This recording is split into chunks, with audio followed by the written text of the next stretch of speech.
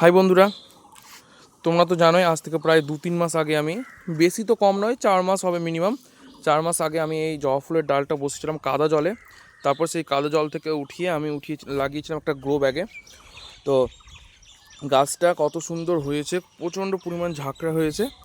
খাবার দাবার দিয়েছি আর গাছ ভর্তি কুড়ি একেবারে, প্রত্যেকটা ডালে ডালে কুড়ি, দেখে বুঝতে পারছো তোমরা। আর এই যে একটা অরেঞ্জ কালারের জবা ফুলও ধরেছে, ফুলটা দেখতে খুব সুন্দর লাগছে। কিন্তু আমি এই গাছটা যে ডাল থেকে কেটে নিয়ে এসেছি, যে গাছটা যে নিয়ে এসেছিলাম ডালটা কেটে গাছ থেকে, তো সেখানে একসঙ্গে 2 কালারের জবা ফুল ধরছিল, অরেঞ্জ কালারও ধরছিল আর সাদা কালারও ধরছিল।